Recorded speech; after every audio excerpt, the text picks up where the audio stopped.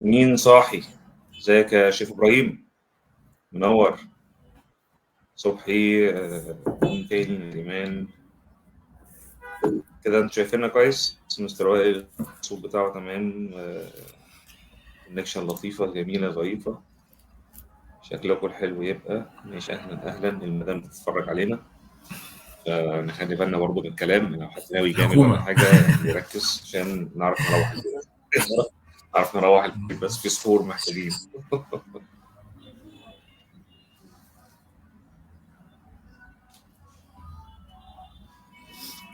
طيب. ها. طيب خلينا الاول ندردش انا وانت كده يا حاج وائل على ما بقيه الناس تيجي. يلا بينا. فاكر اول لايف طلعناه سوا في رمضان في الكورونا؟ فاكر لما كانت الدنيا كلها كانت مقفولة ساعتها، أنا فاكر، وعملنا لايف ساعتها. كان عامل برضه شغل كويس جدا ساعتها، أنا فاكر، من 3 سنين، أنا فاكر الكلام ده. الحمد لله. بس في لايف بقى لغايه كان دلوقتي في ناس كان في بترجع له. مشكلة، كنت أنا وأنت آه، نطلع لايف. كان عندي مشكلة في النت، وحاولت أخش معاك، معرفتش حصل ساعتها، زي وأنت دلوقتي شلت اللايف بالظبط. لوحدك. حصل. حصل. دبستني غصب عني ومشيت. والله، مش لا والله. حاولت أخش ساعتها، كان يا راجل حالف انت لو ما عارف انت أخشش عارف. خلاص. انا قلب ابيض، انت عارف انا بنسى الحاجات دي. حبيبي حوده. احنا برضه بنحتفل بمرور طيب 8 خليني سنين برضو على على يعني طبعا. بنحتفل 8 سنين. اتش ار باسبورت بقى 8 سنين دلوقتي، يعني الزمن جري، احنا كبرنا شكلنا كمان، المكان بيكبر الحمد لله، والدنيا واحد فرحان فعلا بقاله 8 سنين في المجال، وقدرنا نطلع ناس على نفس الكونسبت بتاعنا، ونفس الواي بتاعتنا احنا عايزينها. بنعمل جيل جديد مبني بالعلم والضمير، اهم حاجه في المجال بتاعنا. المجال بتاعنا بقى شويه صعب في الحته ديت يعني.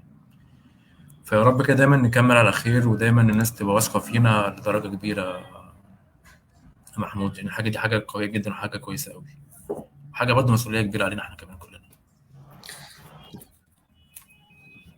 حقيقي لسه كنت هكمل على كلامك واقول لك ان هي قد ما هي حاجه تفرح، قد ما هي بتبقى مسؤوليه. لان انت دايما بيبقى مطلوب منك او متوقع منك، بلاش مطلوب دي عشان الدنيا تبقى اسهل، متوقع منك ان انت دايما عندك جديد، عندك حاجه تضيفها للناس، عندك حاجه تاد فاليو للمتدربين اللي بيجوا، اللي احنا بنسميهم دايما العيله، مش بنسميهم مدربين، هم جزء من الكيان ده، وهم سبب من الاسباب اللي خلتنا نوصل النهارده بقى لنا 8 سنين في الماركت. الحمد لله بفضل الله عاملين شغل كويس جدا، وسمعتنا محترمه، واسمنا في السي في مع اي حد بيفرق في التوظيف، وناس كتيره جدا بتدور وهم بيعينوا اتش ار هو واخد الكورس او الدبلومه او الورك شوب بتاعته فين، فمجرد ما بيلاقوا اسمنا بيبقى عندهم اطمئنان كويس ان اللي جاي لهم ده عنده علم كويس. الحمد لله. فربنا يديمها نعمه يا رب ان شاء الله علينا، ونحتفل يا قريب رب كمان امين. كانت بانجازات رحله متعبه برضه، جديده. خد بالك. هنعمل وهتفضل متعبة، بس زي ما بيقولوا كده المتعة في الصحبة، في النتائج اللي احنا بنشوفها، وفي الدعاوي اللي احنا بناخدها، وانا وانت لو فتحنا الخاص بتاعنا هيغرق الدنيا. يعني ده حقيقي فعلا، بصراحه حقيقي بصراحه، ده اهم حاجه. طيب الناس خليني نايمه بقى على لسه. ما بقيت الناس تسأل، عشان واضح ان بعض الناس هيتفرج علينا. ايه؟ الناس لسه نايمه ولا ايه؟ اه. نشوف حد عنده أسئلة يا شباب.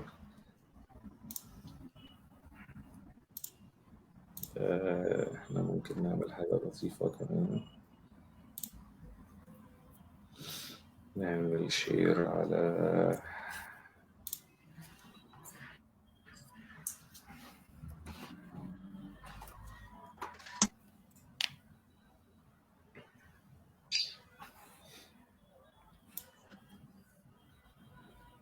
ممكن نقول شير تو بيج. شير تو هي كانت فين شير جروب، مش فاكر صح. اوكي. كانت رحلة، بس انتوا لسه في أول الطريق. أول الطريق يا حاج، استني بس ثواني. عجزنا أول خلاص. الطريق إيه؟ هو الطريق بيبدأ من 8 ولا ايه؟ طريق عمره بيبدا من اه صفر، يعني من صفر وبنطلع 8. عايز افكرك برحله كنا مسافر اسكندريه مع بعض لا كانت رحله، لا اه نرجع نص الليل لا الواحد بيفتكر الحاجات دي بتبقى. والحمد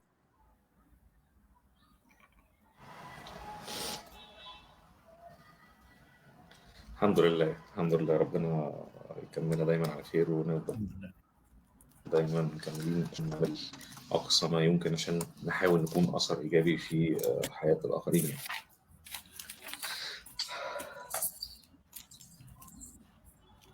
عندنا نجمان بيعلق، هتلاقي اكيد كنت محتاج مهام مدير العمليات.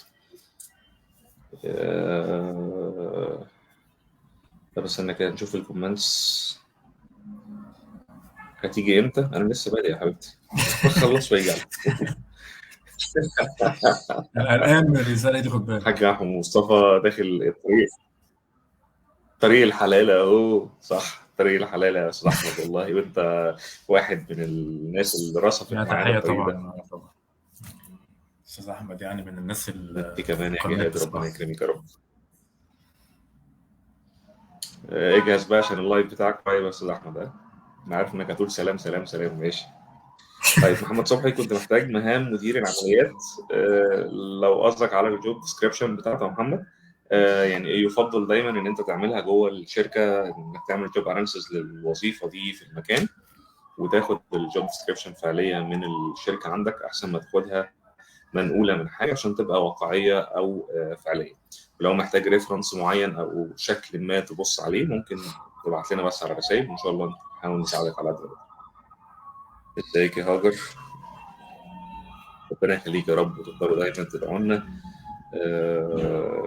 الحمد لله، الحمد لله، ربنا يصلح حالك يا رب. سما، مطلوب موظف يحمل رخصة إدارة مخاطر، ألاقيه فين يا دكتور؟ إيه موظف يحمل رخصة إدارة مخاطر دي؟ هو في حاجة اسمها رخصة إدارة مخاطر؟ ده هيشتغل في مجال إيه؟ وضح لنا أكتر يا سما. ممكن سؤال، هو كعب العمل لو اتدلق عليه حاجة أو اتقطع بس اتاخد سكان وهو سليم، هل الكعب ده اترد تاني؟ اتفضل يا أستاذ وائل، مايك معاك. اسئله ده بقى اللي عليه بره تقويض الصندوق دي. تقريبا. لا العمل اتدلق عليه حاجه او انقطع بس اتاخد سكان وهو سليم، انا اهم حاجه عندي الاصل. بالنسبه لي سكان مش بالنسبه لي مش هو الايشو بتاعتي، انا اهم حاجه عندي الاصل ان هو اللي يترد المكتب اللي اتضايق منه كعب العمل. لما اخلي الموظف يعمل كعب عمل جديد ناخد معاه القديم اللي اتدلق عليه الطبيخ ويروح بيه المكتب العمل تاني ويغيره. بس اهم حاجه نوع الطبيخ طبعا، بس اعتقد لا لازم يكون الكعب سليم، ما يكونش فيه اي كشط او قطع يعني، طبعا اكيد يعني.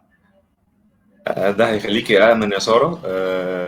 مم. ولو انت اكيد الموضوع، بما ان الموظف لسه ما بعتيش الكعب بتاعه، فاتوقع ان هو لسه في الفترة اللي مسموح ان انت تبعتي فيها، فممكن تطلبي منه كده بشكل لطيف ان هو يروح يطلع كعب جديد او حاجه.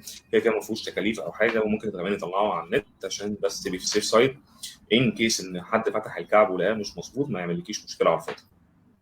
هو ممكن بس يا محمود آه، مكتب العمل يغلس ولا انت لسه واخد كعب عمل من كام يوم، فتاخد بس معاك القديم اللي حصل فيه ايشو، حصل فيه اللي هو كان فيه قطع او كشط او دال عليه حاجه، عشان خاطر بس المكتب يبقى عنده خلفيه ان ساعات بيغلسوا او بيقول لك انت لسه واخد كعب عمل قريب، فعشان خاطر يبقى الدنيا بالنسبه له واضحه اكتر يعني. حلو جدا. ماشي، ماشي يا مستر احمد، انا هرتبها معاك ان شاء الله لما نتقابل ونطلع مع بعض نتكلم بقى في الضرايب والبيرول والكلام ده كله، ونكسر الدنيا. مش هنتكلم في الزمالك عشان ما نحرجكش على الهواء. سارة سارة تاني بتسأل، بتقول ممكن إجراءات التأمين على الأجانب في اتفاقية مثل السودانيين والسوريين. يلا يا حاج اي وائل. موظف بيتعمل عليه حتى لو اجنبي طبعا في مصر لازم يتعمل عليه، الاجانب خاضعين للقانون التامين الاجتماعي اصلا في مصر، يتامن عليه عادي جدا. تمام، بس اهم حاجه عشان برضه يبقى عارفين متاكدين ان اي موظف اجنبي بيشتغل عندنا في الشركه لازم يكون حامل تصريح عمل اجانب. القوى العامه دول تصريح اللي هو بيشتغل عندي في مصر. هي حته بس اللي هي السودانيين او السوريين او في بعض الفئات، يا استاذ محمود طبعا انت ادرى مننا بالموضوع دوت، في بعض الفئات في مصر معفيين مش من الترخيص، معفيين من تراخيص. الرسوم بتاعه الترخيص. اعتقد ان الناس السودانيين اعتقد والفلسطينيين في بعض الفئات مش فاكر قوي دلوقتي في القانون يعني، اللي هي معفيه من الرسوم لكن مش معفيه من الترخيص العمل للاجانب.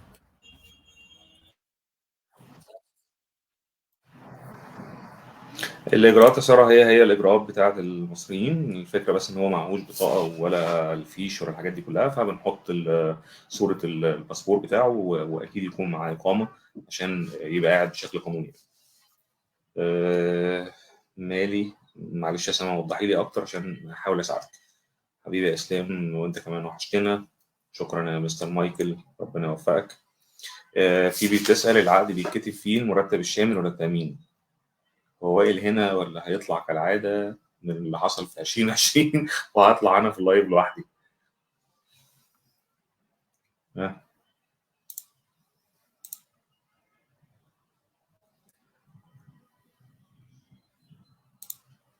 طلع. طيب خليني، العقد بيتكتب فيه المرتب الشامل ولا التأميني؟ لا، العقد هو الحاجة اللي بتربط ما بين الموظف و ثانية، وائل راجع اهو. يلا ندفع في سؤال الله يبارك لك. ماشي، عشان بس ما نرجعش ل 2020. العقد بيتكتب فيه الاجر الشامل ولا التاميني؟ العقد بيتكتب فيه ايوه. الاجر الشامل طبعا. تعريف الاجر بالقانون ان هو كل ما يحصل العامل مقابل عمله ثابت او متغير نقدي او عيني. لازم يا جماعه لازم عشان بس في ناس عندها لغط في الموضوع ده. انا العقد العمل علاقه العمل ما بيني وما بين العامل. انا متفق مع العامل على الجروس سالاري، طبعا ده الاصح، طبعا بتكلم معاه على الجروس سالاري، ماليش اي علاقه خالص بالاجر التاميني خالص في العقد.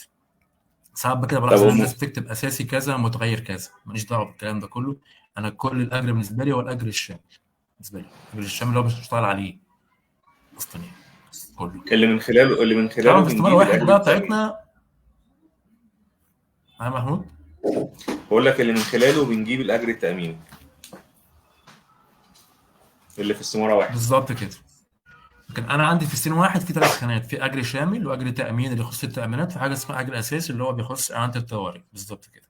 لكن انا كل شغلي مع الموظف على تعريف الاجر اللي هو الاجر الشامل الجروس سالاري. طيب خلينا افتكر معاك كده، الاجر الاساسي بتاع اللي احنا بنحسب عليه ال 1% بتاع عن الطوارئ، الحد الادنى دلوقتي كام لحد اخر 24 والاقصى؟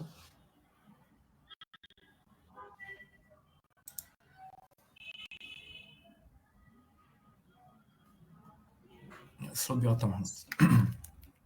كنت بسألك على الأجر الأساسي بتاع إعانة الطوارئ ال 1%، الحد الأدنى والأقصى كام دلوقتي؟ اعانه الطوارئ دلوقتي بقى الحد الادنى دلوقتي بقى 380 جنيه، تمام. والاقصى دلوقتي 2370. زي الفل. ده الكوبايه بتاعت ماشي. اعانه الطوارئ زي ما بنسميها احنا. الناس اللي مش من اتش ار باسبورت فاميلي مش هيعرفوا الكوباية قوي، مش بس هي هيفهموا الكوبايه. طيب مها بتقول عشان احدد البيل كيرف اللي في اغلب الاوقات لازم استخدم المعايير البرفورمانس. لازم استخدم معايير البرفورمانس ابريزل اختيار نوع من انواع. طيب معلش يا مها، ممكن تكتبي السؤال كله بالانجلش مثلا، او يعني الكلام العربي داخل في النص فانا مش فاهم السؤال قوي. ممكن لو موظف عايز ياخد اجازه مرضي، ايه الاجراء اللي بيتم في التامينات؟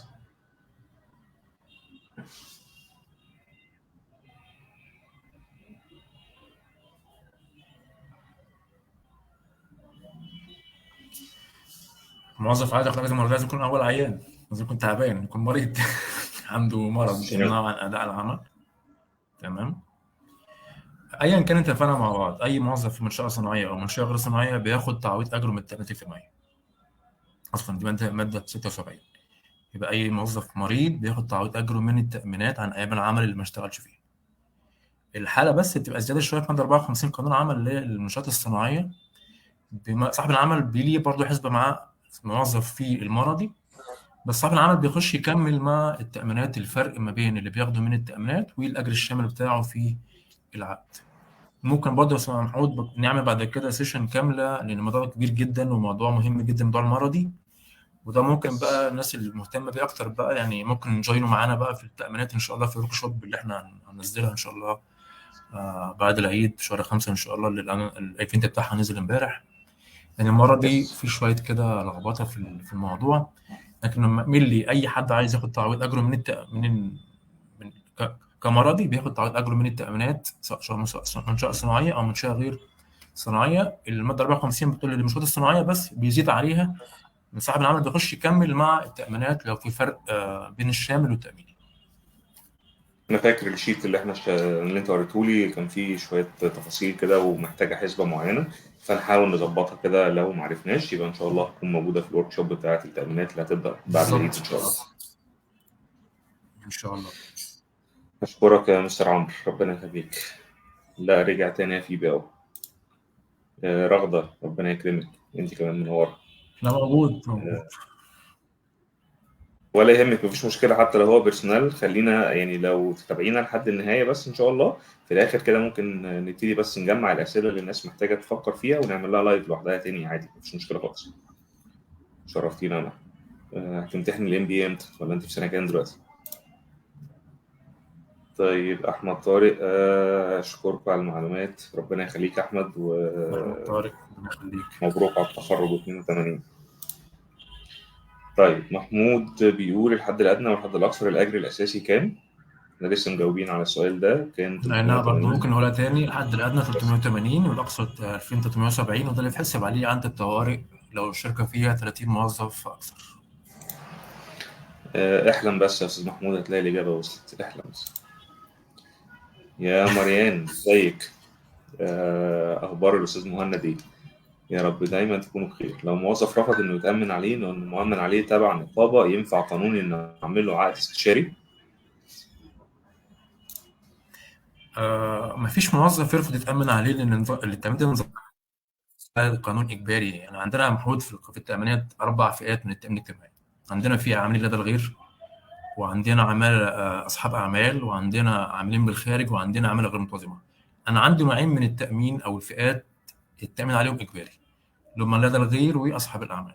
الاختياري بالنسبه لي اللي هم العاملين بالخارج، حد مسافر بره او عماله غير منتظمه. مفيش حد في الشركه عندي يعني عشان نتكلم في اللوجيك وفي الصح، مفيش موظف عندي في الشركه ما يتامنش عليه. مفيش حاجه اسمها طبعا نقابه. يعني على فكره النقابات دي اسمها صناديق خاصه. طبعا النقابات انت برضو راجل محاسب مثلا خريج تجاره، عندك نقابه تجاريين، ده ليها تامين صندوق مستقل لنقابه التجاريين، لا يمنع من التامين على الموظف في التامين الاجتماعي، لان هو التأمين الابدى والاساسي والقانوني بتاع الموظفين اصلا. فمش من اوكي. ما فيش منع، ما آه، فيش داعي اخش في حته بقى استشاري والكلام ده كله. تمام. طيب سلمى ثانك يو، شكرا يا فندم ربنا يخليكي. مي، هشوفك ان شاء الله اعتقد الجمعه او السبت، ثانك يو يا فندم. على اسلام شكرا جزيلا. شيماء ربنا يكرمك. حضرتك دي عايده علينا احنا الاثنين اكيد صح؟ ان شاء الله قولي ماشي. اي حد فينا واحد. محمود اشتقنا حبيبي، ربنا يخليك يا احمد، استاذ محمود شرفنا في اي الزملكاوي وقت. انا جاوب.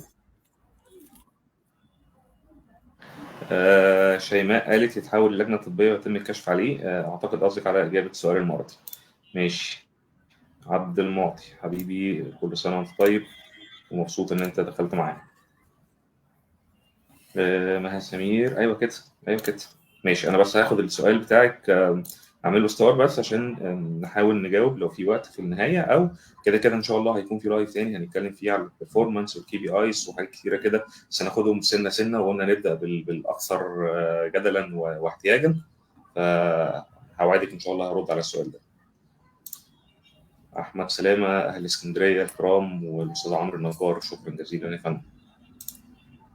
اتش ار باسبورت فاميلي ده شرفنا يا استاذ محمد، مبروك على التيك توك، يا رب ان شاء الله توصل لمليون فولورز لا لا وتعمل لا، لنا اللحام تحت اعلانات، الميه امبارح تعمل بصراحه. لنا اعلانات عليه. طيب اسلام في تقييم الاداء عايز اعرف ايه هو البالانس سكور كارد وايه هو النظام الاس او بي. طيب هعمل برضو ستار للسؤال ده يا اسلام، عشان يعني هحاول على قد ما اقدر بما اني عامل فيها عمرو اديب وبدير الحوار، ان انا احاول اخليه في سياق الجزء اللي احنا متفقين عليه من الاول اللي هو البيرسونال والبيرول. بس ما يمنعش ان انا ان شاء الله باذن الله هجاوب على كل الاسئله دي، ايفن حتى لو انا عملتها في كومنت او فيديو او حاجه. ماشي، يلا بينا. شكرا يا نور. بس انا قاعد في الانتاج. ماشي، شكرا. يلا هتقول. عندي سؤال، هو انا لو حد لسه ببدأ الكارير وبدور على شغل في الاتش ار، ايه انسب ستارت سالري احطه لنفسي اول مرتب تحطيه لنفسك قد ايه بحيث ما يضحكش عليا؟ بصي، بتسأل دايما السؤال ده انا ومستر وائل، ودايما اجابتي عليه بتكون السؤال ده مهم قوي ما محمود، ينفعش يا ريت نحط. نجاوب عليه. بص، ما ينفعش، يعني انا بقول من وجهة نظري باللي انا جربته في الفترة اللي فاتت دي كلها. في بداية الكارير ما بيبقاش الموضوع سهل قوي ان انا اقدر احكم هو انا سعري قد ايه في الماركت، لان انا اولا لسه ممكن ما يبقاش عندي الخبرة الكافية، بلس ان الشركات اوريدي بتدفع فلوس في مقابل انها تاخد من عندك حاجة، بما ان لسه ما عندكش الخبرات الكافية اللي تديها لهم او السكيلز الكبيرة اللي عندك. فانا بشوف دايما ان بدايه الكارير ده هي ليها علاقه باحتياجاتك انت. لو انت يفرق معاك انك تخش الكارير، فما تركزش قوي في فكره هو المرتب كام، لان باي حال من الاحوال من كارير لكارير، فطبيعي جدا مش هدور على نفس الرقم اللي انا كنت باخده، لان ده كان مبني على خبرات في حته معينه وده مبني على خبرات في حته معينه. فشوفي النيدز بتاعتك، احتياجاتك انت، ايه الرقم اللي انت شايفه انه يكون مرضي بالنسبه لك، يغطي قدر ما احتياجاتك الشخصيه او احتياجاتك والتزاماتك الاساسيه، وبناء عليه تقبلي او ترفضي الاوفر اللي جاي لك. لو انا حطيت لك رقم وجالك اقل منه وفرصه كويسه، يبقى انا بظلمك وبقول لك لا، ما ينفعش تستني غير لما توصلي الرقم ده. ووارد يكون رقم كبير ووارد يكون رقم صغير، خصوصا ان السوق دلوقتي كله متشقلب حاله بسبب الزيادات اللي بتحصل والتعديلات اللي بتتم في الامور. فيعني نصيحه، كاتش ذا اوبورتيونيتي، امسكي في الفرصه بغض النظر مرتباتها عامله ازاي. لما تخشي جوه وقت الطوارئ يبقى عندك مساحه كده تبقي زي استاذ وائل او زيي، يعني انا بحب اتكلم عن نفسي طبعا، دي تناكه عادي جدا، تطلبي بقى الرقم اللي انت عايزاه وتستنيكي والكلام ده. حقك يا استاذ محمود، انت راجل فيمس برضه. والله يعني انت عارف برضه، يعني الواحد برضه بيخاف من الغرور يعني. تواضع. في داهيه، في 60 داهيه. نور، ازيك يا نور؟ ربنا يبارك لك يا رب. لو واحده مش مصريه وبتشتغل من البيت اونلاين لشركه حامل، ماشي، ينطبق عليها قانون العمل على المرأة قانون. بص معلش يا وائل، خلينا انا اجاوب السؤال ده. يعني هو الحمل ملوش علاقه بالجنسيه. هيتطبق عليها عادي جدا. نقول لا ما تولديش عشان انت معاكي باسبور تاني، بالعكس ده دول بيركبوا ببلاش. لا، هيطبق عليها عادي. هو ممكن بس نور عندها كونفليكت في حته اللي هي مش مصريه وحته اللي هي يعني شغاله من البيت، في الاخر هي يعني في يس، حمل هيتم، هي في وضع بالظبط كده. ماشي. شكرا يا مستر حسام، شكرا يا حسام. اسلام، الاجازه المره دي خاضعه. استنى، عشان انت كاتب خادعه. خادعه دي يعني بتعمل كده، بتنقر. لا اخي دي تفرق.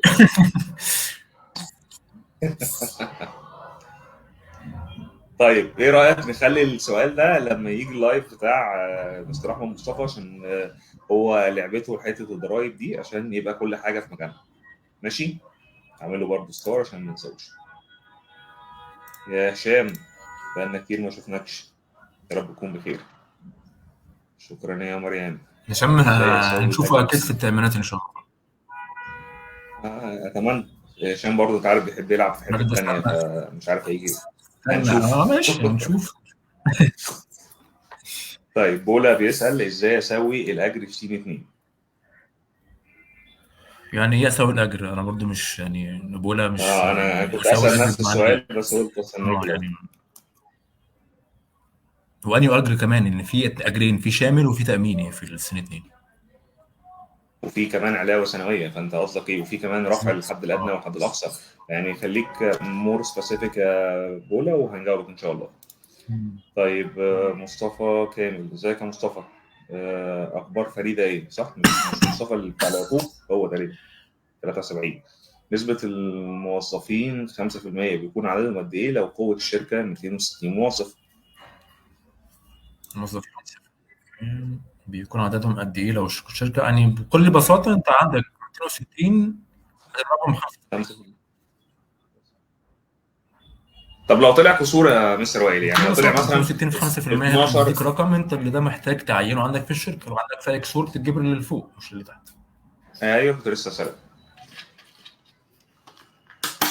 اوكي. خبير محاضرين، خبير مخاطر، خبير اكتواري. ما عنديش علم يا سما، لو انت عندك علم يا وائل، هل في حاجه اسمها شهاده مخاطر او كارنيه مخاطر عشان يبقى خبير مخاطر او خبير اكتواري؟ ما عنديش علم بصراحه، ما مرتش بيا قبل كده. ما اعرفش، ممكن دي تبقى شويه خاصه بشركات التامين اعتقد، وحاجات دي الناس اللي بتعمل اللي هي بتعمل الريسك ستادي والحاجات دي كلها ممكن بيعمل دراسات او خبر عن الحاجات دي كلها، تبقى برضه في التامينات بيشتغلوا بيها.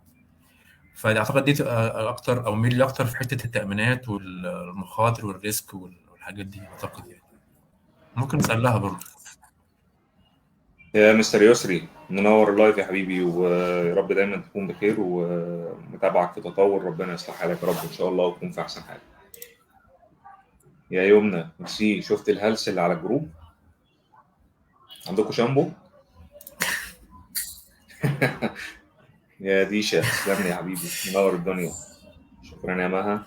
مصطفى يا رب يتابعنا. ندى، أشكرك، شكرا يا ندى، ربنا يكرمك. ودمياط منورة بيك. حسام، موظف عندي اوكي، موظف عندي اكتشفنا انه كان متأمن عليه بس صاحب العمل ما بيدفعش تأمينات السنتين اللي فاتوا. دلوقتي عشان انا أأمن عليه لازم يفصل نفسه بنفسه من التأمينات، ولا ايه الحل؟ طيب ما كانش بتأمن عليه دي مشكلة كبيرة جدا. لازم صاحب العمل الملزم يأمن عليه من أول يوم تعيين، ولازم يعمل شكوى في مكتب العمل اللي هو ما كانش متأمن عليه السنتين اللي فاتوا. ودي حاجة مهمة جدا بالنسبة له، يعني ده تنفع بعد كده حتى في المعاش، في الحسابات اللي بعد كده في المعاش بعد عمر طويل. أفصل نفسي إزاي؟ لازم نعرف سبب إنهاء العلاقة بينهم من بعض كانت ماشية إزاي. هل كانت بطريقة ليجال ولا بطريقة كان فيها مشاكل؟ لازم أعرف هل هو هيتأمن يعني هيخرج بره التأمينات بسبب إيه؟ لازم أعرف إيه السبب. لو في لسه في نزاع قائم في المحاكم ما ينفعش يخرج نفسه، لازم النزاع يخلص. لو هو مشي من تلقاء نفسه فده يعني في اسباب تانية لازم اعرف السبب ايه عشان اعرف اعمل عليه بعد كده ولا لا. ادينا تفاصيل اكتر يا اسلام وهنجاوبك تحت. اسلام، لو عندي موظف بيشتغل بنظام العمل يومين في الاسبوع، هل في عقد خاص بيه بشروط اجر بعدد الساعات بارت تايم بدوام جزئي، او ماشي ويكون مطابق قانون العمل ولا يخل بشروطه؟ وشكرا لك.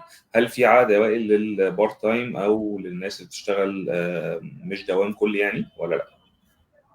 دايما دايما بنقول يا محمود العقد البارت تايم ده مش عقد عمل، لان عقد العمل بالنسبه لي بينتج عنه تبعيه كامله وبينتج عنه اجر في اخر المطاف اللي هو في اخر الشهر. انا بجيب موظف ما بيشتغلش عندي بدوام كلي يعني بارت تايم، يعني بدوام جزئي زي ما بنسميه بالانجليزي بارت تايم. ده مش موظف عندي، ده بيجي لي يومين في الاسبوع. ما بيشتغلش عندي طول الاسبوع زي القانون ما بيقول لي. القانون حتى في ماده يقول لك 6 ايام عمل مقابل يوم راحه. ما بنعاملش الناس ديت بمعامله علاقه العمل الكامله، دي بتبقى دوام جزئي. عشان كده حتى الناس دي دايما بتشتغل بحاجه اسمها عقد بارت تايم او عقد استشارات فنيه. لا ليه اجازات ولا ليه تامينات ولا ليه اي حاجه، انا بتكلم معاه بحاسبه على اليومين اللي بيجي في الاسبوع وشكرا على كده. لو انا عامل له عقد عمل وبقول له تعالى انت يومين في الاسبوع، يبقى ده دي حاجه اسمها اتفاق داخلي ما بينهم وبينه. انا اللي قايل له تعالى يومين في الاسبوع وبدي له مرتب كل اخر شهر. لكن البارت وينفع تايم عادي؟ لا، ما اعتقدش اللي هو اه طبعا. دي اصلا دي هتبقى بنفيت الموظف. انت بتقول لي يا وائل تعالى في يومين في الاسبوع مش خمسه، بس باخد مرتب اخر الشهر. انت قللت ساعات عملي من 40 او حاجه و40 ساعه ل 10 12 ساعه. ده بنفيتس بالنسبه لي. لكن بارت اوكي تايم ككلمه بارت تايم بالنسبه لي هي مش عقد عمل كامل او مش علاقه عمل كامله بالنسبه لي أنا. ماشي. في بي انا بتلخبط جدا في السالري ده، بلس ان اخر سالري الشركات مش بتبص عليه. خليني اكمل بقيه سؤالك تحت. الصح ان احنا نحدد ولا نسيبها للشركه؟ نحدد ايه يا فيبي؟ اللي بيتكتب في العقد. لو انت تسألي على السؤال ده يبقى زي ما قال لك مستر وائل، اللي بيتكتب في العقد هو الاجر الشامل بتاع الموظف. شيماء، هو انا كاخصائي مرتبات لازم اكون بروفيشنال في معادلات الاكسل؟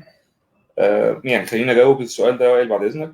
مش شرط يا اتفضل. شيماء تكوني بروفيشنال. انا بكل بساطه مقتنع بمبدا المعرفه على قدر الحاجه. لو اللي انت عارفاه دلوقتي مغطي احتياجاتك والدنيا زي الفل، خير وبركه والدنيا تمام. عشان نطور من نفسنا ونلاقي الشيت بيتعمل بشكل احسن، بتطلع ريبورتس بشكل احسن، ابتدي ادرس عشان نطور من امكانياتي. بس لو انا اللي شغال دلوقتي، ما تصعبيش الموضوع على نفسك، الدنيا ماشيه كويس والحياه جميله. العفو يا فندم، ربنا يخليك يا سلام. آه، ده حقيقي برضه يا احمد سلام، انا برضه ما بحبش اتكلم عن نفسي كتير. التأمينات هتبقى ايام ايه يا مستر وائل؟ هبص على البلان دلوقتي واقول لك يا دعاء، بس اعتقد يوم هتبقى الجمعة ويك اند عموما يا ان شاء الله هتبقى إيه، جمعة. جمعة. هتبقى جمعة أعتقد، صباحي ولا مسائي فاكر؟ الساعة 3 ان شاء الله، من 3 ل 8. من 3 ل 8 زي التي وتي يا دعاء. هشام كاتب عريضة، قصدي كومنت. دلوقتي لو عايز ألغي كل الورقيات الخاصة بالأجازات وأوامر التكليف الإضافي وأي حاجة ينفع إنها تتلغي، بحيث إني بقدر بقدر الإمكان أقلل الورقيات الكتير اللي عندي، توفر وقت يعني توفر فلوس، وأخلي كل حاجة سيستماتيك. هل ده فيه مخالفة قانونية في حالة وجود نزاعات؟ أحمي نفسي قانونا إزاي من حاجة زي دي؟ حلو السؤال. بص يا هشام، يعني عشان نتكلم بصراحة، البرسونال دايما قايم على الورق. يمكن ناس كتير قوي ما بتحبش البرسونال بحيث اللي هو بيبقى فيه ورق كتير او ورقه كتير. لو عايز تلغي الورقيات الخاصة بالاجازات والحاجات دي كلها والاضافي، انت كده بتلغي مواد في القانون. ان القانون بيقول لك في صحف لازم تكون معمولة ورق: صحيفة الاجازات، الجزاءات، الحالة الاجتماعية، تدرج الاجور، الاجازة المرضية، لازم كل الحاجات دي كلها تبقى في ورق. عندك سيستم ممكن تطبع منه الحاجات دي، اوكي. لكن في حاجات برضو انا بحب امشيها ورق، لازم الورق. عندي مبدأ مهم جدا في القانون او البرسونال عموما: شرط الاثبات هو الكتابة. اي حاجة عشان ادعي بيها او ادعي عليها لازم يكون بالكتابة. انا خدت اجازات، ايه يس. اللي يثبت؟ لازم يكون في صحيفة اجازات الموظف مضى عليها قدام كل اجازة، بيمضي اللي هو خد اجازة: اجازة مرضية، اجازة رسمية، تدرج اجور. لازم كده يكون في ورق. ممكن توفر في التكليف الاضافي، انت عندك امر تكليف ممكن تبقى بالميل، مش مشكله بالنسبه لي. اهم حاجه عندي يكون الموظف بياخد الاضافي بتاعه از له، اذا كان نهاري او ليلي. لكن في حاجات في ثوابت ما نلعبش فيها طبقا للقانون، زي الصحف دي اللي لازم يكون موجوده في الملف عشان ما نقللش ورق وممكن نلعب ضرر في الاخر بيها. لان خد بالك، لو حصل اي نزاع قانوني او اي مشكله مع المحكمه بتطلب ورق بالنسبه لك يعني. اجازات، اقول لك على حاجه: لو انت برضه شغال في التامينات، عايز تطلع عجز مرضي، عجز كلي او عجز جزئي، بيقول لك هات لي بيان الاجازه المرضيه بتاعته اخر 3 سنين. لازم يكون عندك ورق. الورق مهم بالنسبه لي. طيب شيرين النجمي، اتمنى اكون بنطق اسمك صح يا شيرين. هو مش سؤال، هي ملحوظه: يا ريت اخواتنا اللي بيبعتوا شهاده القيد او كعب العمل يكتبوا الاجر الشامل، لان الاجر التاميني فقط ما بيعديش ال 3500 اللي هو الحد الادنى، فبكده يكون مخالف لقانون العمل، وفي مخالفات كتير هتجيلكم الشهر ده. الشهر ده يعني مش الشهر الجاي؟ هو انت اللي مبلغ عنهم ولا ايه؟ طيب هو اكيد جالها اتفضل يا تفتيش، فعشان كده بتحذر الناس بحاجه اتلسعت في كويسه. الشوربه يعني. مش عايز حد يتلسع تاني يعني. ماشي. مستر بولا، احمد سلامه بيحاول يفهمنا اكتر. السؤال بتاع بولا بيقول ان بولا قصده يكتب الاجر في سين 2 كام، وهو عنده اجر متغير مش ثابت. اوكي. اعتقد اللي فيه مشكله بتقابل ناس كتير، الناس بيبقى عندها متغير كل شهر زياده او ناقص، يعني اب داون كل شهر. الناس بتعمل ايه السنه اللي بعديها؟ احنا عارفين برضه سنه 2 معلومه بالنسبه لنا لازم نكون عارفينها: سنه 2 بتتقدم دلوقتي مره واحده بس في السنه، ده في شهر واحد هتبقى له قانون جديد. فالناس بتعمل ايه بقى عشان خاطر تحسب الفاريبل دي؟ السنه اللي بعديها بتجيب عدد الشهور بكل الاجور الاضافيه اللي تمت او الحاجات اللي كانت متغيره، تروح قسمها على عدد شهور السنه اللي هي 12 شهر، بحيث ان هو يديله افريج او يديله نسبه او يديله متوسط للاجور اللي دخلت جيب الموظف في السنه اللي قبليها. فدي ممكن تتعمل، بعض الناس بتعملها زي الاوفر تايم، العمولات، الكوميشن، النسبه المئويه، الحاجات دي كلها. اوكي. وانت كمان يا اتش، لا ان شاء الله هتلحق مستر وائل قبل القانون ما يتغير. هو خلاص يعني حن علينا وادانا البلان بتاعته ان شاء الله. شهر 5 يوم 10 5 هيكون بداية ورك 12 شوب مايو. للتأمينات الاجتماعية. 10/5 ان شاء الله بدايه الورك شوب بتاع التنميه. شكرا يا سامح، ربنا يخليك. حارس الأبان، اتمنى اكون بقول اسمك صح يا حارس. انا عندي مش مخضع الاضافي والعموله للضريبه في حال ليها عشان منظومه توحيد الاجور الجديده، لازم تخضعها يا حارس عشان لو نزل لك حد من الضرايب هيعمل معاك السليمه، شكلك دي هيبقى عموله وحش. عامه خد بالك. اموال عامه، وصاحب العمل ساعتها مش هيسمع عليك. شكرا يا مصطفى، كل سنه وانت طيب عريس.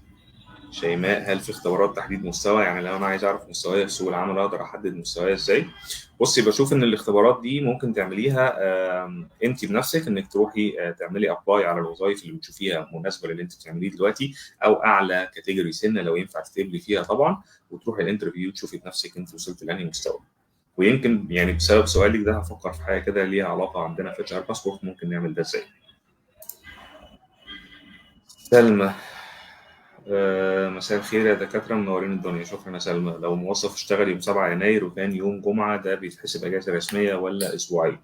ولو الموظف لهر لهرمن الشركة خط مكالمات بحد، هو أنت بتحلي البروجكت على اللايف يا سلمى؟ أنت بتحلي البروجكت على اللايف؟ ما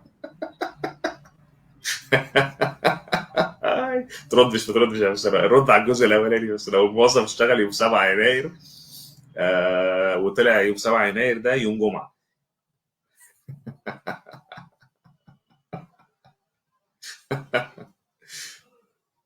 سامعيني طيب ولا انا بضحك لوحدي؟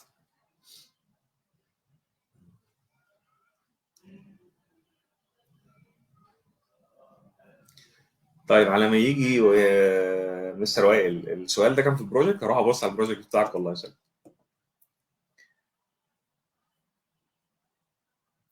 لو خط الشركه ده ال 1000 جنيه دي بدل الاونس، يعني خط تليفون بليمت معين ومش فلوس، ما يتحسبش بدل نقدي، يعني لا يخضع لضريبه. لو اتحول لنقدي هياخد منه ضريبه.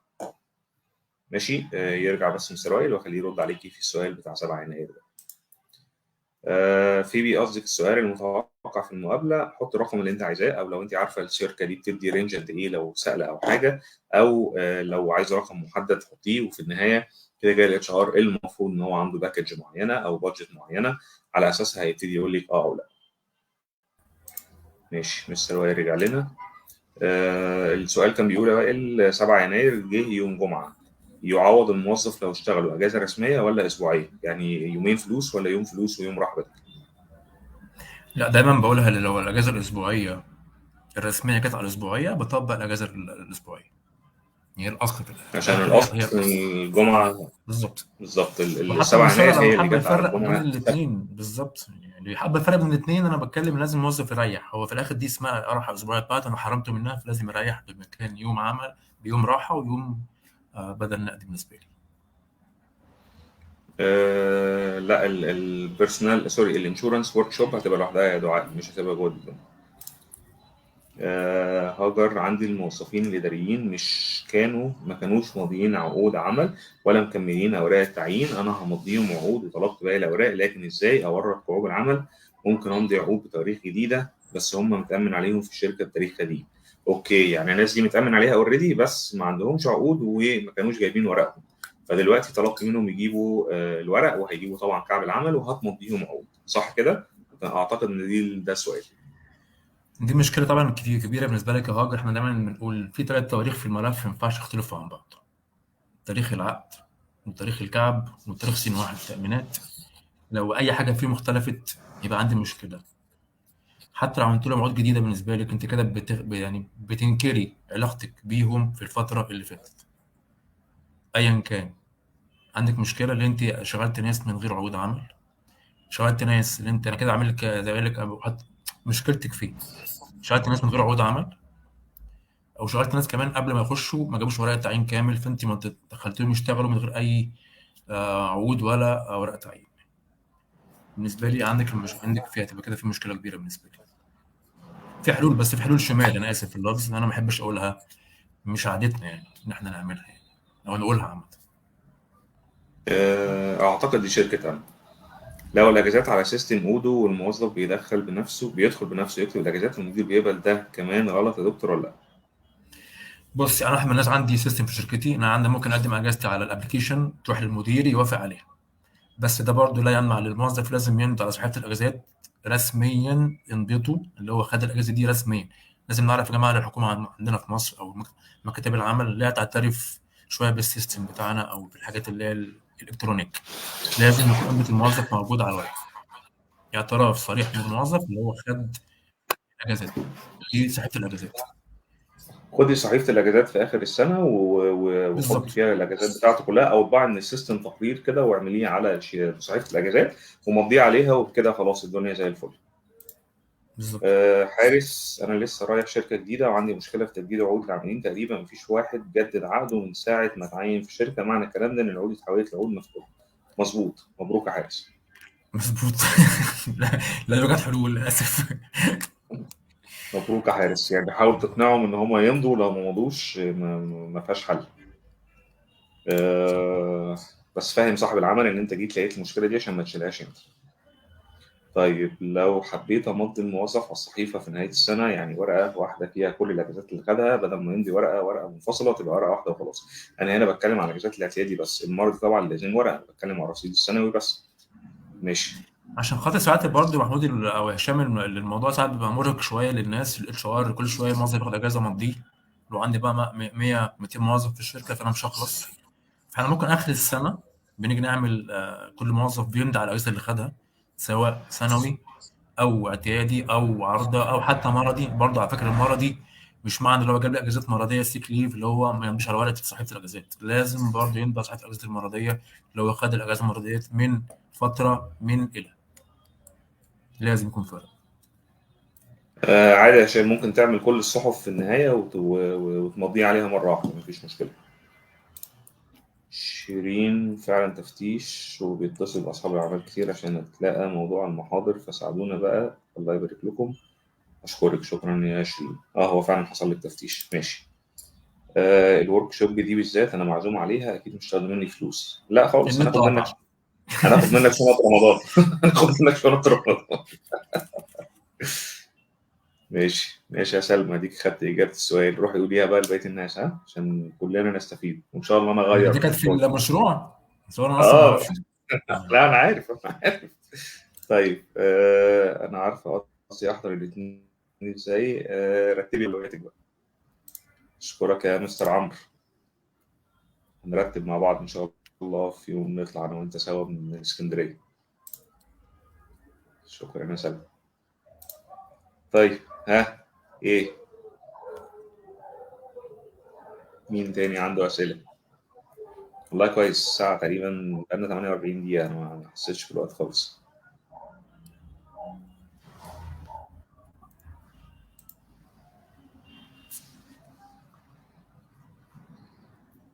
مدى قانونية صندوق التدريب والتمويل؟ اسمه التدريب والتأهيل، أظن التدريب والتأهيل. لا طالما في ماده في القانون بتتكلم عليه يبقى ده قانوني، لازم يتنفذ. كان عليه شويه لغط الفتره اللي فاتت اللي هو كان واصل في محاكم وكان عليه حكم عدم دستوريه والكلام ده. اصل اعتقد المحكمه دستورية. الدستوريه العليا من 3 سنين رفضته. اقرت خلاص ان يس. الماده دستوريه، وبداوا كمان حتى في مكتب العمل يبداوا يدوروا عليه، يبداوا يحصلوه يعني. بس انا لو شايف ان ده مكتب او لو شايف ان الماده ديت مجحفه شويه، ان 1% من صافي ربح الشركه دي حاجه برضه محمود، حاجه كبيره طبعا. شويه. برضه مش عايز اتكلم لا، في واحنا سياسه. عندنا شركات بتكسب مبالغ محترمه جدا، ودلوقتي كمان مع الشمول المالي بقى فكره انه يخبي بالظبط. الارباح ما بقتش زي بقت الاول، صعبه. ونشتري فواتير وبتاع، فلا طبعا. المشكله كمان التاني محمود كمان اللي هو بيلزمك لو انت عندك 10 عمال فاكثر، انت كده بتتكلم حتى في شركات تكون صغيره جدا يعني سمول طبعا. بزنس بس يعني بالظبط. يس. فانت حتى اعمل لك حتى كاتيجوري، اعملها مثلا شركات بفئه معينه بصافي ربح معين بعدد عاملين معين، لكن انت بادئ من 10. لا صعب. خلينا نكمل لايف ورمضان في بيتنا، الله يبارك لك. الله يبارك لك. هتروح صحيح. طيب لا عمرو، انت هتفضل في مكانك في اسكندريه عشان الساعه، وانا هفضل في مكاني في القاهره، ونطلع انا وانت سوا. ماشي. طيب هشام داخل على 700 موظف، الموضوع مرهق جدا على كميه الاجازه دي كل شهر، عشان كده عايز اقلل الورق. خليك على السيستم وفي الاخر اطبع ورقه مجمعه تفك لك الدنيا دي كلها. على فكره في اشتغل. بعد مكاتب العمل ساعات لو انت جبت لك شيت مجمع ساعات بتاخد بيه، يعني على حسب التفتيش، لو هو مش هيزمزق معاك قوي يعني، فممكن شيت مجمع بيحل كل المشكلات. ماشي، يلا جهز الشنط يا هشام، بس يكون فيها سكر، ها مش هاخدها من غير سكر. طيب نوران، هو سؤال قديم بس حقيقي بيلخبطني شوية. لو موظف هيتعين بعد سن ال60 بيتأمن عليه ازاي؟ واحدة كوكيز، واحدة قهوة، واحدة قلب. على سن 60 بيتعمل عليه خطرين فقط: صد العمل والمرض. العامل بيبقى 1% والشركه 4 75%. حلو، ماشي، اكتبي بقى الكلام ده عشان انا مش فاكره. نوران سالم، شكرا على السؤال. في اعلانات الوظائف رغم ان المسمى سيلز، ليه ليه السيلز بقى اسمه بزنس ديفلوبمنت؟ لو انا فاهم سؤالك صح، بندلعه بس ما في الاخر يعني، عشان نعرف نفرق. البيزنس ديفلوبمنت ملوش علاقه بدور السيلز خالص. البيزنس ديفلوبمنت هي وظيفه معتمده على الافكار، ومعتمده على دراسه الجدوى، معتمده على ان ازاي البيزنس يجنريت فلوس ويطلع فلوس من مصادر مختلفه او حتى من نفس المصدر اللي هو فيه. ملوش علاقه خالص بانه يتعامل مع عملاء ولا يبيع ولا يشتري. راجل بتاع افكار فقط، وملوش علاقه بحته دي. يمكن بعض الناس بقى يعترضوا على فكره لفظ السيلز ريب او موظف المبيعات، او الشركات بتبتدي تحطه عشان تعرف تعليل الكاتيجوري بتاع السالري ايا كانت اسبابه، بس في النهايه الاثنين دونت ميكس.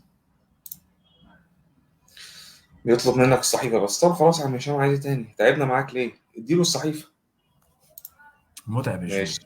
ماشي يا سكر، ماشي. بص دخلت او اديتنا كوكيزي كتيره ماشي. طيب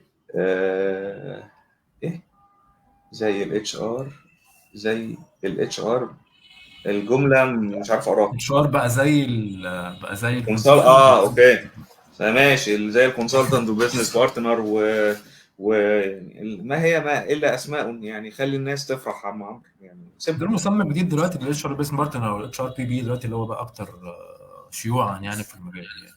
والله الفكره ان انا بشوف ناس معاها، والله مش بتكلم عن حد بعينه صدقوني، بس بشوف ناس معاها تايتلز اتش ار مانجرز دايركتورز وحركات، وهي سبيسيفيك في جزء معين، وبقيه الفانكشن ما تعرفش عنها حاجه. المانجيريال ليفل مطلوبه، والسكيلز بتاعه الاداره مطلوبه، بس برضه لازم ابقى فاهم الموظف الجونيور او السينيور اللي تحت اشرافي بيعمل ايه في التكنيكاليتي بتاعته، وايه اللي هديره ازاي. طه حسين، يا مستر طه، محتاج مساعده لشيت اجازات لعدد 100 موظف وكيفيه العمل عليه. حاضر، ابعت لنا على البيج وهبعت لك شيت اكسل يعمل لك كل اللي انت عايزه. مجرد ما تدخل البيانات هيجمع لك تفاصيل وال2000 موظف وزي ما انت عايز. تحت امرك. شكرا يا اتش. بالظبط، ما هي الا اسماء. على قلبك زي العسل انا عارف. يا عم روح بقى. طيب يا نانسي، واحدة من المتابعين الجدد للصفحة ومركزة جدا في الأسئلة بتاعت رمضان، وداخلة بقوة على المركز الأول، وإن شاء الله بإذن الله ربنا يكرمك وتحققي اللي أنت بتحلمي بيه. لو عندي موظفة حامل وهتوضع قبل ما تكمل، عندي 10 شهور تأمينية. أوكي، بس كان متأمن عليها قبل كده، ينفع نضم الفترة التأمينية السابقة مع الفترة اللي قضيتها عندي؟ ولو ينفع إيه الإجراءات؟ رمضان كريم، شكرا لكم. يلا اتفضل يا هي أستاذ عامة وائل، في مش حاجة. مش موضوع طلب مد او ضم مدد. ايام القانون بيقول لي طالما عندها 10 شهور خدمة عندي او عند غيري، مش عندنا بس، يبقى ليها الحق في اجازة وطن. دي هيبان في البرنت التأميني بتاعها. لو جبت برنت مدد هيبين لي اللي هي متأمن عليها فترة أكتر من 10 شهور سواء عندي أو عند غيري، فهي في الآخر بتستحق أجازة الوضع اللي هي مدة ال3 شهور. فمش محتاج أعمل أي إجراء أو ضم مدد خالص في الموضوع دوت. أنا أهم حاجة عندي أتأكد، وده برنت اسمه برنت مدد بيبين لي الموظفة دي عندي أو عندي غيري إجمالي مدتها عندي 10 شهور فأكثر طبقا للقانون يعني. وتقوم بالسلامة إن شاء الله. وتقوم بالسلامة إن شاء الله. أهم حاجة. أجازة الوضع 2 ولا 3؟ 2 طفل ولا 3 اطفال؟ 3 مرات صح؟ هي ثلاثة في الطفل واثنين في العمل. وطبعا قانون الطفل، انت بتحب الكلمة ديت يعني، بيجب ما ناخد بالأحدث يعني، فاهم قصدي؟ قانون الطفل قال ثلاثة، فهي 3 مرات لغاية دلوقتي. يا حسام لايف تقيل حقيقي فعلا. سوي الاوزان ازيك يا عامله شغل. حبيبي؟ حبيبي يا ابو سالم. ها ماشي.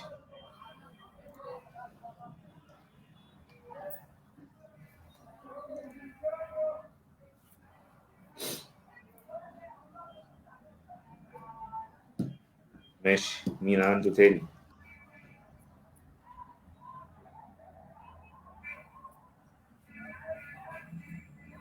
وريك شكرا يا مولانا. تفتكر شغل البيرسونال اصعب ولا بقيه الفانكشن بتاعت الاتش ار؟ بص، البرسونال بالنسبة لي شغله لازم يكون يعني منظم، يكون حد يكون قاري قانون كويس قوي. يمكن دايما بقولها دايما يا محمود، محدش يحفظ قوانين. انا عايز ناس تفهم القانون. اصل انا ده واحد كاتب زي القانون دوت، كاتب لي ماده عايز افهم منها، وعايز يوصل لي الفكره بتاعت القانون. بيقول لي كذا كذا كذا، انا عايز افهم الفكره ايه، عايز انفذها. هو راجل انسان بشر زي كاتب لي ماده عايز افهم منها، وعايز يوصل لي ايه. مش كيمياء ولا فيزياء ولا احياء. مشكلتنا في مصر احنا صعبنا على نفسنا، ان كل صاحب عمل عايز ينفذ البرسونال على مزاجه، عايز يوفر، عايز يجي على حق الموظف، عايز يجي على حق الناس كلها، عايز يحقق اكبر مكسب بالنسبه له.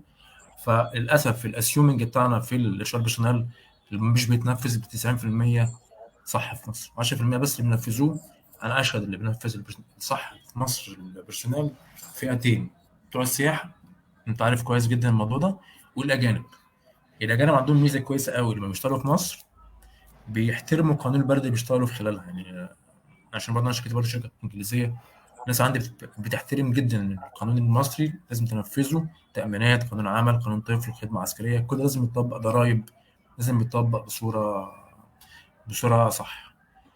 بقى الفانكشن انا بالنسبه لي طبعا مهم جدا بالنسبه لي، بس انا عندي الكور بتاعي ان انا لازم ابني عليه بعد كده، اللي هو بتاع البرسونال. بصراحه يعني انا متحيز شويه في الموضوع ده. هتفق معاك شوية عشان كمان احنا في دولة فيها قوانين وقرارات وزارية بالظبط. ووزارات في كتيرة زخم، بتطبق عليك، وفي في ليلة زخم كبيرة كتير قوي. وما عندكش حد مركز في الحتة دي، مش هتعرف تبني في بقية الفانكشن بشكل كويس. فهتلاقي الموضوع بتاعك بقى صعب بصراحة. طيب نرجع تاني، في سؤالين ثلاثة نزلوا. سامح بيقول طب لو أنا بطبق قانون عمل في أجازات الوضع أبقى مخالف؟ اكيد لا طبعا، احنا عندنا في كذا قانون بيكملوا بعض في البيرسونال. انا عشان بشتغل بيرسونال لازم اكون بشتغل بكذا قانون، مش قانون واحد. قانون عمل، قانون تأمينات، قانون طفل، قانون خدمة عسكرية، قانون ذوي احتياجات خاصة، قانون ضرائب طبعا اكيد معاه لو انا بعمل ضرائب او تاكسيشن ايكويشن بتاعت الموظفين. كل ده بيكمل بعض. لما انا اجي اعمل موظف عنده خدمه عسكريه، ده مش هلاقيها في القانون العمل، بس هلاقيها في الخدمه العسكريه بيتكلم فيها هناك. باجي اعمل الطفل ازاي، ساعات عمله، وراحته امتى، وامن عليه ازاي، ده بيتكلمنا عليه قوانين تانية. فبتبقى باكج لازم تكون كامله معايا في قانون او في البرسونال عامه يعني. طب خلينا اعتقد ان سامح قصده ان هو، طيب لو انا عندي قانون العمل بيقول مرتين وقانون الطفل بيقول ثلاثة بس انا بطبق اتنين بس، هل ده مخالفة ولا لا مش مخالف مخالفة؟ طبعا، لا طبعا مخالفه طبعا. هو ده السؤال. ان نفس التوبيك اتعالج في ماده تانية في في قانون مختلف بالاحدث، فانا بطبق الاحدث بالنسبه لي. اوكي.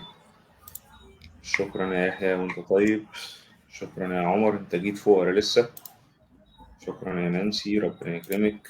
هشام رجع تاني. انا تقريبا بشتغل في كله، بس في وقت التنفيذ البرسونال صعب ومرهق لان كله عايز يمشي البرسونال بمزاجه، مش بشكل منظم للاسف صح.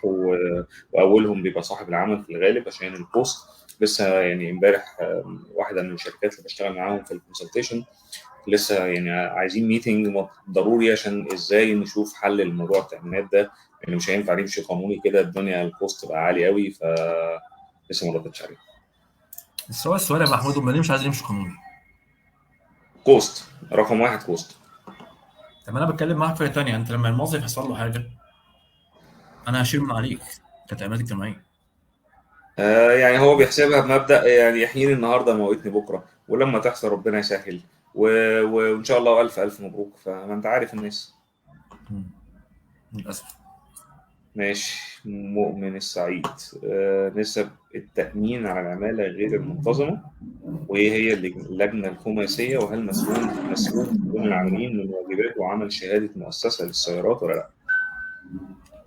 طيب نبدا من الاخر يا استاذ مؤمن. من واجباتك تعمل شهاده مؤشرات السيارات عشان لما تيجي ترخص عربيات الشركه، دي من ضمن شغلك كراجل بتاع بيرسونيل في الشركه. اللجنه الخماسيه دي لجنه، لو انت تقصد على اللجنه الخماسيه عشان خاطر العجز، عندنا نوعين من اللجان يا جماعه في اللجان العجز في التامينات. عندي حاجه اسمها اللجنه الثلاثيه، دي بنسميها بدرجه اولى يعني، عشان أأمن على كلامها صح ولا غلط بدخلها حاجة اسمها لجنة خماسية. دي تبقى عبارة عن 5 أعضاء في اللجنة، دي اللي بتنظر في حالة الموظف إذا كان حصل له عجز كلي يعني نوع من أداء العمل ولا لا.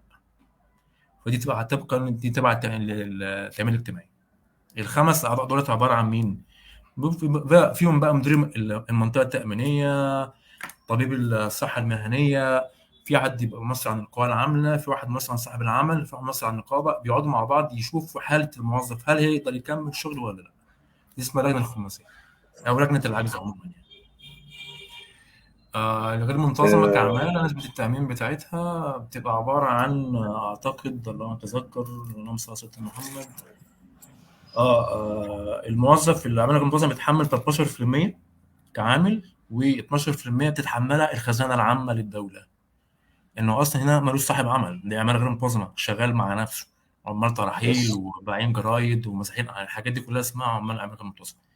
فهو بيتحمل من الراجل التامين بتاعه 13%، والخزانه العامه 12%. الخزانه العامه يعني ايه؟ يعني خزانه الدوله، الخزانه الكبيره بتاعت الدوله، هي اللي بتدفع للناس دي.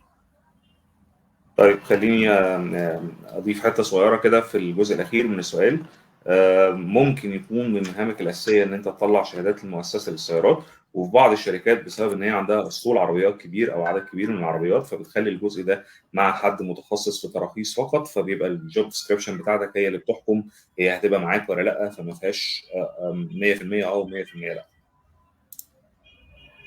طيب مستر عمرو، الساعة الرضاعة أو الساعة التي تخص قانون ذوي الاحتياجات الخاصة اللي هي ساعة أقل لو من الشهر السادس، أو لو هو من ذوي الاحتياجات الخاصة بياخد ساعات عمل أقل، هل بنطبقها في رمضان كمان ولا لأ؟ على الرغم من تخفيض مواعيد رمضان مش قانون، هي عرف، فهل ممكن وقتها أقول لأ مش هخفض ساعة الناس المعنيين بالقانون بما إنك أوريدي بتخفض الباقي؟ طيب اتفضل يا مسيو. لا اكيد طبعا، انا عندي دايما مقوله بقولها دايما: مفيش بينيفيتس تلغي قانون. يعني مفيش بينيفيتس انا بديها للموظف تلغي قانون. عشان نتفق مع بعض، انا بديك ساعه او تمشي بدري في رمضان، دي بينيفيتس ان قانون العمل ما اتكلمش معايا في اي حاجه تخص رمضان. فلما بمشيك ساعه بدري او ساعتين بدري او حتى 3 بدري، دي بنفيتس بالنسبه لي. لما بديك بنفيتس ما ينفعش اديك بنفيتس تلغي قانون. فاهم قصدي؟ فمعنى كده برضه الناس هتمشي ساعه بدري اذا كان ذو احتياجات خاصه او حتى ساعه الرضاعه. ده رايي الشخصي يعني. اوكي، وانا اي دو اجري معاك جدا، لان في النهايه انت عملت ميزه زياده للموظف، فما بالظبط. تحاسبوش، ما تاخدش منه الشكل القانوني، اديله القانون الاول وبعد كده حط له المزايا. سامح، عندي فروع في اغلب المحافظات وفي كل محافظه اكتر من مكتب بيوصل عددها ل 80 فرع، هل انا مجبر افتح منشآت تأمينية في كل فرع مكتب تأميني؟ اوكي، يعني بما ان اه عندك طبعا. فروع فانت عايز تعرف تفتح فروع ولا لا، تفتح ملفات اه تأمينية في طبعا، الفروع دي. كل فرع لازم يفتح ملف تامين لنفسه طبقا للنطاق الجغرافي بتاعه. غرف. لازم. اوكي. بس طبعا اهم حاجه يكون الفروع دي نازله في السجل التجاري. السجل التجاري، مدرجة رسمية، عشان انت كده كده طبعا. لما هتروح تفتح اصلا هيطلب منك السجل التجاري بتاعك. لو عندك حركة عمالة بتتنقل دايما ما بين الفروع دي، من عندك من حقك تعمل حاجة اسمها ممكن توحيد. يعني تشتغل على مكتب واحد توحد فيه كل شغلك في مكتب واحد فقط، توحيد فروع يعني. دي ممكن تسأل فيها في مكتب اللي انت تابعه في التأمينات. لو انت عندك مشكلة كبيرة في عدد الفروع كتير دوت، ممكن تعمل توحيد تعامل مع فرع واحد. اوكي. نانسي، مطلوب مني اعمل سالري سكيل لمستشفى اقرب. هل صح ان انا اكلم المستشفيات واعرف منهم؟ بص يا نانسي، ده يعني سؤالك ده عارف زي عامله زي ايه، زي ما تيجي مثلا تتصلي بيا تقولي لي يا محمود هو انت طيبك كام؟ إجابة السؤال ده مش هو السؤال نفسه هيبقى مش منطقي، لأن مفيش حد فيهم هيرضى يديكي معلومة إن كمان بما إننا بنتكلم في البرسونال فده أصلا إفشاء أسرار، ولو أثبت الموظف ده هيروح الشلاحات. فمش هيبقى دي الطريقة اللي ينفع تروحي بيها أو تجيبي بيها السالري سكيل بتاعك. ماشي، ازيك؟ كل سنة وانت طيب. أنا لو جبت أنا لو جبت للشركة أجازة مرضي بس اشتغلت طول الفترة من البيت، فكده تتحسب مرضي ولا من الانيوال ولا مش هتتحسب خالص؟ مين رايح فين؟ اتفضل يا فندم. لا انا بالنسبه لي مرضي، انا عارف البيت مرضي يعني تعبان ما بشتغلش. ان انا اشتغلت فدي لازم ارجع بقى اتفق مع الشركه دي هتتقسم بقى مرضي ولا مش مرضي، ولا اكيد مش انيوال طبعا، دي مش انيوال، دي هتبقى مرضي. بس هل انا الايام دي هتعامل بيها كفول بيد ولا لا؟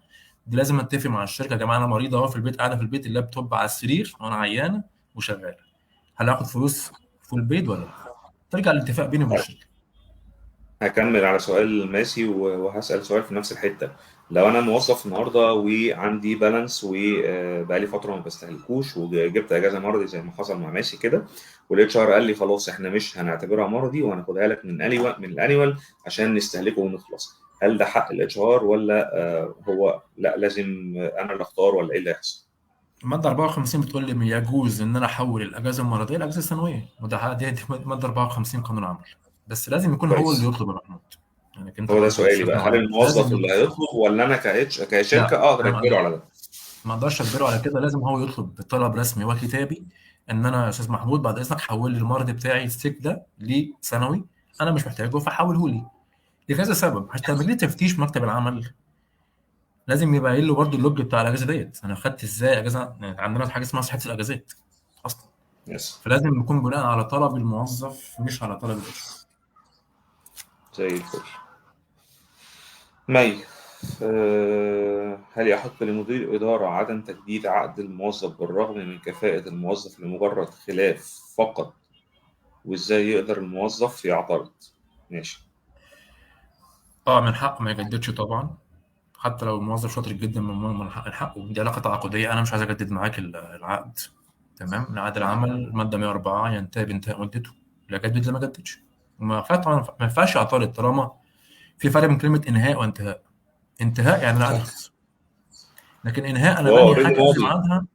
بالظبط، انا عارف ان العقد بتاعنا هيخلص امتى، يعني فخلاص علاقتنا مع بعض هتنتهي في التاريخ ده، فخلاص بالنسبه لي العقد خلص، فانا ممكن ما اجددلكش. خلاص شكرا على كده، مع السلامه، سين 6 شكرا. حتى لو الموظف يعني بيل جيتس بالنسبه لي بس المشكله انا مش عايزه. زي الفل. طيب إيه، كفاية؟ طيب في سؤال أخير أو نشوف عمرو على ما نخلص إجابته لو حد سأل تاني.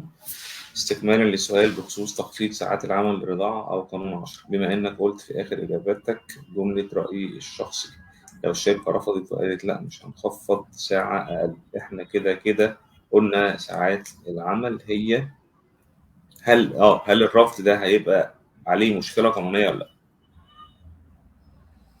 أنا مش فاهم السؤال. انا قلت في اخر جمله لو الشركه رفضت وقالت لا مش بنخفض ساعه اقل، ده بالنسبه لرمضان ولا بالنسبه آه للساعه بتاعت القانون؟ خليني اوضح لك سؤال عمرو لو انا فهمت صح اه واكد لي عمرو لو انا فهمت صح. هو قصده يعني بما انك شايف ان الموضوع من وجهة نظرك انه لا ما ينفعش نتخفض، فهو عايز يخرج من الجملة بتاعتك دي ان ممكن قانونا ده ينفع. لو انا فاهم صح، فهل ده قانونا ينفع ولا لا؟ يعني هو قصده انت باني الاجابة على وجهة نظر وائل وخبرته ولا على ان القانون هو اللي بيقول كده؟ بس القانون قال لي، لو بص خلينا نتكلم مع عمرو مع بعض بصراحه، القانون ما قاليش في اي ماده من المواد اللي انا بتعامل ازاي مع ساعات العمل في رمضان، وازاي بتعامل مع ساعه الرضاعه او قانون 10 ذوي احتياجات خاصه في رمضان. طالما ما اتكلمش في الموضوع دوت، يبقى ده خلاص بالنسبه لي ما اقدرش اجي جنبه، ده حق مكتسب قانوني للموظف. ان انا بخفض ساعات العمل للموظف في رمضان، ده بنفيتس. يعني انا ممكن بكره الصبح اطلع قرار في شركتي، يا جماعه احنا مواعيدنا في رمضان زي ما هي، ده قانوني محدش يقدر يتكلم معايا، هنمشي 5، ده حقي قانونا. لكن ما اقدرش اجي الغي ساعات القطاع او ساعات العمل بتاعت امشي ساعه بدل ساعات ذوي الاحتياجات الخاصه. لكن انا بتكلم فيه لو انا من حقي اخفض ساعات العمل، ده قانونا حقي اه. طبقا لساعات العمل بتاعة القطاع أو قانون 10 ذوي الاحتياجات الخاصة. لكن ممكن ألغي من بكرة الصبح ساعة العمل البدري أو ساعات العمل البدري بتاعة رمضان.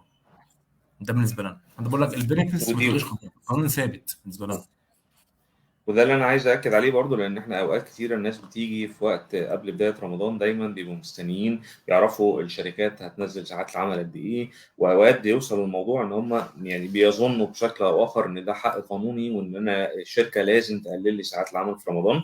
والحقيقه ان مفيش اي حاجه مكتوبه كده. القانون العمل السعودي لو الذاكره ما تخنيش موجود فيه مواعيد معينه لرمضان واضحه وصريحه، فما فيهاش اي تلاعب. انما عندنا في مصر لو صاحب العمل انا اسف يعني اتقال لي تعالى من 9 ل 5 هي از رايت وعنده كل الحق ومحدش يقدر يلومه، بس يعني احنا بنحاول نبص على الموضوع بشكل فيه نوع من انواع البالانس عشان نقدر ان الريتنشن والموتيفيشن بقى والحاجات اللطيفه بتاعت الاتش ار دي. يا استاذ بلال، كل سنه وانت طيب يا مدير. عندي موظف عنده فشل في الكلى في الكبد، وجهزنا ورقة عشان يتعرض على لجنة طبية، قالوا إنه مش هيطلع معاش ويشتغل أعمال خفيفة، وهو في الطبيعي بيحصل له إغماء كتير خلال اليوم وده خطر عليه. وأنا عايز أخرجه معاش بدل ما أفصله، لأنه مش بيجي الشغل بقاله سنة وبياخد مرتبه كل شهر عادي. هعمل معاه إيه؟ ألف سلام عليه الأول.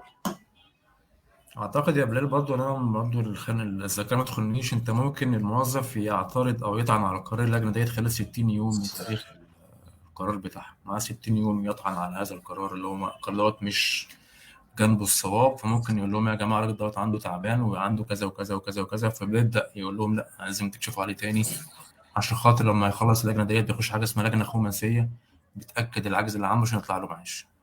أنصحك تمشي معاه شوية وتستحمل شوية إجراءات، إن أنت لو طلعته يعني من دلوقتي مش هياخد حاجة، لكن لما يطلع معاش عجز بالنسبة له هيبقى بالنسبة له الدنيا تبقى أحسن كتير في الموضوع دوت. وخليني برضه اقول معلومه تاني، ان في النهايه مش هتلاقي التامينات جايه معاك سكه ولطافه وظرافه من دي 1 وتقول لك يلا اتفضل اصرف له معاش واصرف له مكافاه، لان انت في الاخر في فلوس هتطلع من الدوله، فمش هيبقى الموضوع بيس اوف كيك، فمحتاجه بوشنج على قد ما تقدر. ماشي يا مستر عمرو. نانسي، المدير اللي طلب مني اعمله قال لي اعملي كده واعرفي المرتبات كام في اقرب المستشفيات. طيب طب اقول لك على حاجه حلوه، احنا ممكن نشحن رصيد الخط بتاع المدير ده ويبتدي هو يعمل اول 5 6 مكالمات قدامك، وبعد كده امسك انت منه المايك وابتدي انت تشتغل، ولو عملها بقابليه. يعني ممكن لو عايز يخليها تعمل حاجه يصدرها. اسمها انفورمال، يعني ستادي انفورمال، يعني حاجه عن طريق الاريا ماشي، بتاعتنا هو او نفس بيحاول السكوب يبني على بالظبط. علاقاتك بقى وبتاع، بس انا ما اعرفش طبعا بالظبط. انت بقالك قد ايه شغاله في المكان وتعرفي مين حواليكي. وزي ما قلت لك بالظبط، هو السؤال عامل زي ما انت بتسالينا كده على اللايف، يا مستر محمود انت بتقبض كام ويا مستر وائل بتقبض كام، ما حدش يقدر يرد عليك في سؤال زي كده. تعملي ايه بقى؟ ممكن تشوفي السالري سيرفي اللي موجود سواء جوب ماستر ولا هي، تحاولي تبصي على الريليشن شيب او علاقاتك، تشوفي الناس اللي جت قدمت عندك في الفترات الاخيره وتشوفي كاتبين ايه في الابلكيشنز بتاعتهم، اخر مرتبات ليهم في شركات مختلفه كانت عامله ازاي، وتبتدي تطلعي الارقام دي وتفلتريها كده وتعملي لها اناليسيس statistics اناليسيس، ممكن توصلي منها رينج معين تبتدي تشتغل عليه. ده ممكن يفيدك انا نسيب بشكل او اخر. لازم يعذبوك يا استاذ بلال، انت فلوس عند الحكومه يا لمبي. بص دايما الحاجات دي بتاخد وقت كبير جدا ومجهود وورق يعني محتاجه وقت. بس ان الحمد يعني الحاجات دي دايما بنخليها يعني بنقف جنب الناس دي فعلا بتبقى تعبانه ومحتاجه المساعده. فانت ربنا يكرمك وخليك معاه للاخر عشان خاطر يعني يقدر ياخد معاش عجز مرضي. ان اكيد المعاش العجز المرضي بيبقى نسبته بتبقى عاليه شويه عن بقيه المعاشات، بتبقى مع نسبته بتبقى شويه بتبقى عاليه، هتكون على حسب نسبه العجز بتاعته، اذا كان عجز جزئي مستديم او عجز كلي مستديم.